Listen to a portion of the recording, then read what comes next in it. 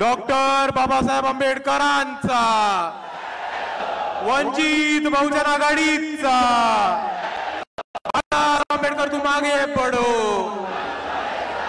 जय जय जय जय जय भीम, जय जय जय जय जय भीम।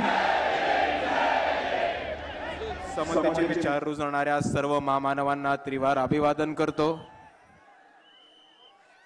मंचावरती उपस्थित सर्व मान्यवर, तसेच इथे उपस्थित माझ्या माता भगिनी, वडीलधारी मंडळी, या चळवळीतले साथीदार आणि तसेच भारताचे संविधान मानणारे या देशातल्या प्रत्येक नागरिकाला माझा जय जिजाऊ, जय शिवराय, जय ज्योती, जय क्रांती, जय लहूजी, जय मल्हार, अस्सलाम वालेकुम आणि जय भीम।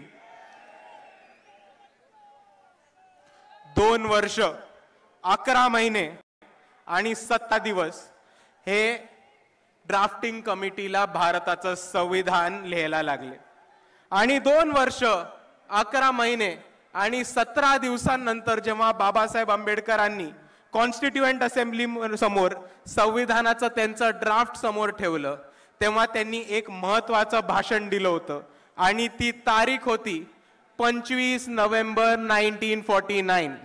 आणि म्हणून 25 नोव्हेंबर रोजी ज्या विचारांनी आणि ज्या विचारधारेने साहेबांनी संविधान लिहिलं होतं, त्या विचारांना, त्या विजनला आणि त्या विचारधारेला वाचवून ठेवण्यासाठी आणि त्याचा सन्मान करण्यासाठी वंचित बहुजन आघाडी 25 नोव्हेंबर रोजी शिवाजी पार्क वरती संविधान सन्मान महासभा घेत आहे। आणि मी आपल्या सर्वांना एवढं सांगतो की ह्याच्या पुढच्या प्रत्येक वर्षी वंचित बहुजन आघाडी 25 नोव्हेंबर रोजी शिवाजी पार्कला इतक्याच मोठ्या गर्दीने, इतक्याच मोठ्या ताकदीने, इतक्याच मोठ्या संख्येने दरवर्षी संविधान महासभा घेत राहील आणि आपल्या सर्वांना यायला भाग आहे। आणि हेच बोलत असताना बाबासाहेबांनी त्या भाषणामध्ये त्यांचे विजन मांडली होती, विचार मांडले होते आणि तशीच एक काळजी आणि पोटतिडकी मांडली होती। आणि बाबासाहेब म्हटले होते, it is certain that if parties place creed over country, our independence will be in jeopardy for a second time and it will be lost probably forever. We must be determined to defend our independence with our last drop of blood. याचा अर्थ हाच होतो की इकडच्या राजकीय पक्षांनी, इकडच्या सत्ताधाऱ्यांनी जर देशासमोर देशाच्या प्राधान्यापेक्षा वरती जात, जमात आणि धर्म ठेवला तर आपण आपलं स्वातंत्र्य गमवून बसू। ही परिस्थिती आपल्या सर्वांना समजून घेतली पाहिजे। आणि त्याच वाक्यामध्ये बाबासाहेब हे सुद्धा म्हणतात की आपली जबाबदारी आहे, ही आपल्या सर्वांची रिस्पॉन्सिबिलिटी आहे की संविधान वाचवणं आणि देशाचं स्वातंत्र्य आणि देशांचे इंटरेस्ट हे जातीच्या, धर्माच्या आणि जमातीच्या पुढे ठेवणं।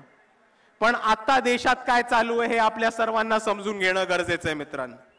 2014 मध्ये जेव्हा भाजप सत्तेत आली तेव्हा आम्ही ओरडून बोंबलून सांगत होतो की धर्मामध्ये, जमातीमध्ये, जातीमध्ये तिळा निर्माण करून, भांडणं लावून, दंगल करून ही भाजप सत्ता उपभोगण्याचं काम करणारे आणि 2014 पासून 2025 पर्यंत आतापर्यंत जे घडले ते तसंच चालू। मित्रांनो हे समजून घ्या, 2025 ची स्थिती समजून घ्या।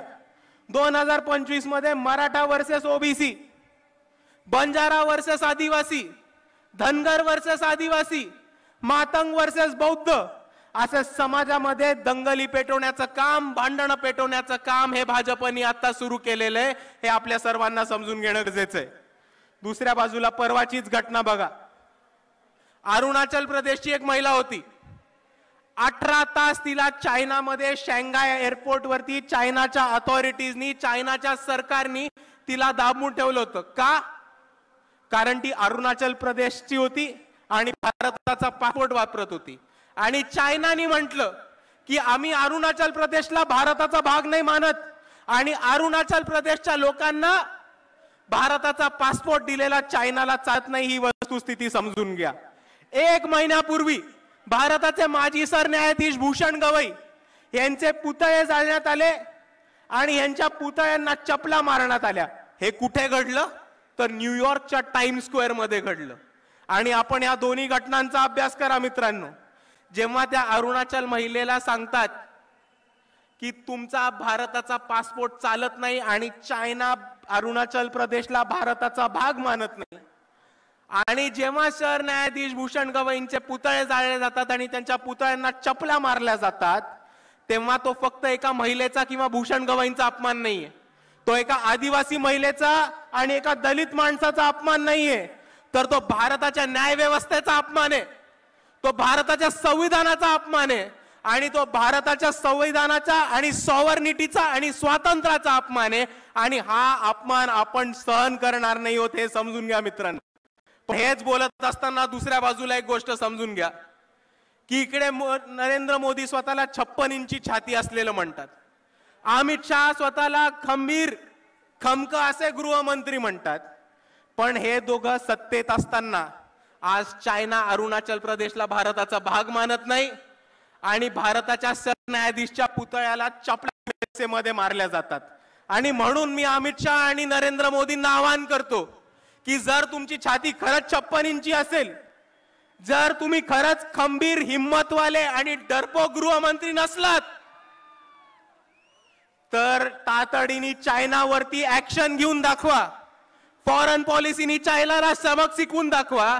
आणि दुसऱ्या बाजूला ज्या ज्या भारतीय नागरिकांनी, ज्या ज्या एनआरआयनी भूषण गवईंच्या पुतळ्याला चप्पल मारायचा प्रयत्न केला, त्यांचे व्हिसा आणि पासपोर्ट रद्द करून दाखवा, मग आम्ही मानू की तुमची छाती खरंच 56 इंची आहे, आणि मग आम्ही मानू की अमित शहा मध्ये खरंच दम आहे।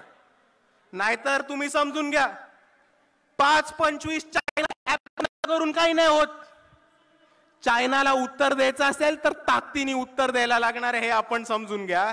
आणि दुसऱ्या बाजूला मोदी आणि अमित शहा हे एनआरआयच्या विरुद्ध आणि अमेरिकेत बसलेल्या एनआरआयच्या विरुद्ध ऍक्शन नाही घेणार, कारण हेच एनआरआय लोक आहेत जे भाजपला यूएसए मध्ये बसून भरघोस पैसा पोचवतात, हे आपण दुसऱ्या बाजूला समजून घ्या।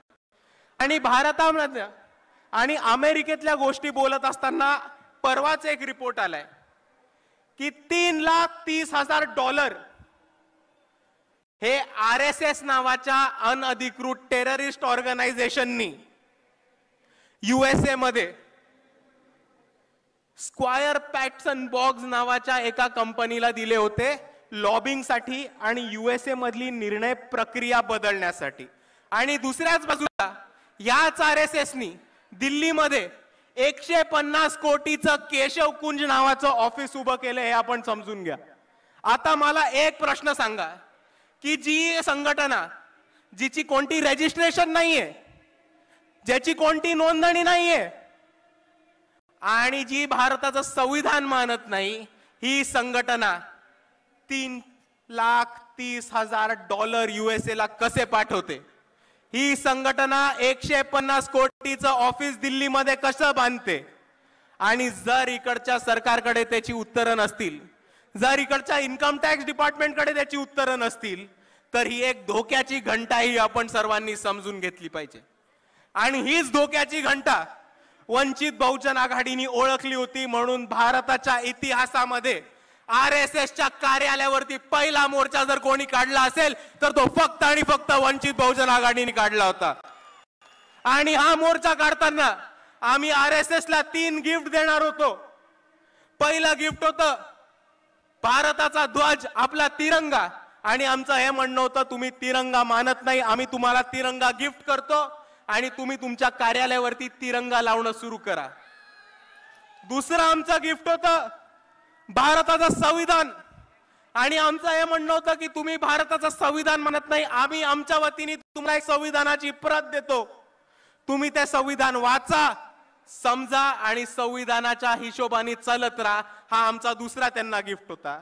आणि नोंदणी नसलेल्या ह्या संघटनेला आमचं तिसरं गिफ्ट होतं पब्लिक रजिस्ट्रेशन ऍक्ट, हे सांगण्यासाठी की तुमची नोंदणी नाही झाली आहे, हे महाराष्ट्र राज्याचं पब्लिक रजिस्ट्रेशन ऍक्टची कॉपी आहे, ही वाचा, ही समजून घ्या आणि तुम्हाला ह्या पब्लिक रजिस्ट्रेशन ऍक्ट खाली स्वतःला रजिस्टर करून घ्या. पण RSSचा एकही माणूस आला नाही आणि RSSच्या कोणत्याही माणसाने हे गिफ्ट स्वीकारलं नाही आणि त्याच्यावरनं आम्हाला हे साफ झालं की RSS नोंदणी करायला नकार देतेय, RSS तिरंगा लावायला नाही देतेय आणि RSS संविधान वाचायला आणि संविधान मानायला नकार देतेय. आणि जे संघटना या देशामध्ये संविधान मानत नाहीत, स्वतःला रजिस्ट्रेशन करत नाहीत आणि स्वतःला तिरंगा फडकवण्याची हिम्मत करत नाहीत, त्याला आम्ही दहशतवादी आणि टेररिस्ट ऑर्गनायझेशनच म्हणणार. आणि आपला जो मोर्चा झाला होता, आपल्या मोर्चा धास्ती RSSनी घेतलीये. आपल्या मोर्चाची धास्ती बरोबर RSSनी घेतलीये. नाव घेतलं नाही आपलं, बहुतेक घाबरत असतील, नाव घेतलं नाही आपलं, पण मोहन भागवतांनी बरोबर उत्तर दिलं आपल्याला. आणि ते काय म्हणाले की आमची नोंदणी ही आमची स्थापना ही ब्रिटिश काळामध्ये झाली होती, म्हणून भारत स्वातंत्र्य झाल्यानंतर आम्हाला परत नोंदणी करायची गरज नाही. आणि जर मोहन भागवतांना असं वाटत असेल तर त्यांना मला एकच गोष्ट सांगायची आहे की जर तुमची स्थापना ब्रिटिशांच्या काळी झाली होती आणि भारत स्वतंत्र देश झाल्यानंतर संविधान लागू झाल्यानंतर तुम्हाला स्वतःची नोंदणी करायची नव्हती, तर मग या देशात थांबलात कशाला? ब्रिटिशांबरोबरच निघून जायचं होतं ना. पनवती बसलात. आणि म्हणून मी RSSला एकच गोष्ट सांगतो कि इस देश में रहना होगा तो संविधान मानना होगा. बोला माझ्या बरोबर, इस देश में रहना होगा, इस देश में रहना होगा, अगर इस देश में रहना होगा. आणि दुसऱ्या बाजूला मोहन भागवत म्हणतात की आम्ही एक व्यक्तींची संघटन होत, आम्ही एक व्यक्तींची संघटन असल्यामुळे आम्हाला रजिस्टर करायची गरज नाहीये, आम्हाला नोंदणी करायची गरज नाहीये. आणि म्हणून मला इकडच्या न्याय व्यवस्थेला एकच प्रश्न विचारायचा आहे की जर 5 लोक, 5 व्यक्ती एकत्र येऊन एक संघटन बनवत असतील, उदाहरण घ्या तर मी आहे, माझ्या बरोबर चेतनदादा आहिर आहेत, सागरदादा गवई आहेत, स्नेहलताई सोनी आहेत, तय्यबभाई जफर आहेत, शमीबाताई पाटील आहेत. आम्ही 5 लोक एकत्र आलो, आम्ही एक संघटन बनवलं आणि आम्ही स्वतःला व्यक्तींचं संघटन म्हटलं, तर तुम्ही आम्हाला AK-47 आणि ऑटोमॅटिक रायफल ठेवू देणार आहात का? तुम्ही आम्हाला ऑटोमॅटिक वेपन्स ठेवू देणार आहात का? तुम्ही आम्हाला जिल्ह्यामध्ये तालुक्यामध्ये संघटन बनवू देणार आहात का? तुम्ही आम्हाला जिल्ह्यामध्ये तालुक्यामध्ये चंदा इकट्ठा करू देणार आहात का? आणि या चंदा इकट्ठा केल्यावरती आम्हाला टॅक्स माफ करणार आहात का? हे इकडच्या न्याय व्यवस्थेने आम्हाला सांगितलं पाहिजे. आणि जर या 5 गोष्टींना तुमचं उत्तर नाही असेल तर माझी तुम्हाला विनंती आहे की हेच नियम, हाच कानून आणि हेच संविधानाचे कलम RSSला सुद्धा लागू करा आणि RSS नोंदणी विरुद्ध करा. आणि हे नसेल करता येत तर RSS बॅन करा. आणि म्हणून मी म्हणतो RSS मुर्दाबाद, RSS मुर्दाबाद. आणि म्हणून मित्रांनो एक गोष्ट समजून घ्या की मोहन भागवत अजून एक गोष्ट म्हणतात की आम्ही व्यक्तींची संघटन आहोत म्हणून आम्ही नोंदणी नाही करणार, आम्ही व्यक्तींची संघटन आहोत म्हणून आम्ही नोंदणी नाही करणार. तर त्यांना मला प्रेमाने एकच गोष्ट सांगायची आहे की भारताच्या संविधानामध्ये तुम्हाला व्यक्तींचीच संघटन रजिस्टर करायची असते, नोंदणी करायची असते. जर तुम्ही उंदरांची, मांजरांची, कुत्र्यांची, पक्ष्यांची, प्राण्यांची संघटना काढली तर ती तुम्हाला रजिस्टर करायची गरज नाहीये. आणि म्हणून तुम्ही स्वतःला माणसातले मानत असाल तर संविधानाप्रमाणे स्वतःला रजिस्टर करा. मी एक गोष्ट सांगू इच्छितो. आणि मित्रांनो म्हणून मी दरवेळेस म्हणत राहतो की या भारतामध्ये जर कोणी RSSला थांबवू शकणार असेल, जर कोणी BJPला हरवू शकणार असेल आणि जर कोणी मनुवादाला अंगावर घेऊन त्याला हरवू शकणार असेल तर ते फक्त आणि फक्त या देशातले आंबेडकरवादी आहेत. त्याच्यापेक्षा अजून कोणामध्ये दम नाही. आणि संविधानाचा सन्मान करायला, संविधानाचा गौरव करणारा आणि संविधानाची बाजू घेऊन लढणारा कोणता पक्ष असेल तर तो फक्त एकच पक्ष आहे, तो फक्त एकच नेता आहे, ते म्हणजे बाळासाहेब आंबेडकर आणि वंचित बहुजन आघाडी. आणि कोणताही मुद्दा असो, कोणताही आंदोलन असो, वंचित बहुजन आघाडी लढत राहतं. आमचा एक आमदार खासदार नाही, आमचा एक मंत्री नाही, संत्री नाही, तरी लोकांचे प्रश्न सोडवण्यासाठी, आंदोलन करण्यासाठी, मोर्चे काढण्यासाठी आणि या व्यवस्थेला घेराव घालून लोकांना न्याय मिळवून देण्यासाठी कोण लढत असेल तर ते फक्त वंचित बहुजन आघाडी लढतीये. लोकांचे प्रश्न सोडवण्यासाठी मुंबईमध्ये एसआरएच्या विरुद्ध मोर्चा काढणं, अडाणीच्या मिरिटाच्या विरुद्ध मोर्चा काढणं, प्रदूषणाच्या विरुद्ध मोर्चा काढणं, गायरांच्या विरुद्ध मोर्चा काढणं, कंत्राटी भरतीच्या विरुद्ध मोर्चा काढणं जर कोणी केलं असेल तर ते वंचित बहुजन आघाडीने केले, अजून कोणी करू शकलेलं नाही. दुसऱ्या बाजूला इथे उभं राहून बोलतो, त्यांच्या घरासमोर उभं राहून बोलतो की जेव्हा या मनसेनी मस्जिदीवरचे भोंगे काढायचा प्रयत्न केला होता तेव्हा मनसेच्या भोंग्यामधली हवा काढायचं काम हे वंचित बहुजन आघाडीने केलं होतं. जेव्हा टिपू सुलतान आणि औरंगजेबचे फोटो लावण्यासाठी इकडच्या मुसलमान युवकांना अरेस्ट करण्यात येत होतं, टॉर्चर करण्यात होतं, तेव्हा ही वंचित बहुजन आघाडी होती ज्यांनी टिपू सुलतानचा फोटो छत्रपती शिवाजी महाराज, छत्रपती शाहू महाराज, महात्मा ज्योतिबा फुले, डॉक्टर बाबासाहेब आंबेडकरांच्या फोटो मध्ये लावला होता आणि आम्ही या सरकारला चॅलेंज दिलं होता.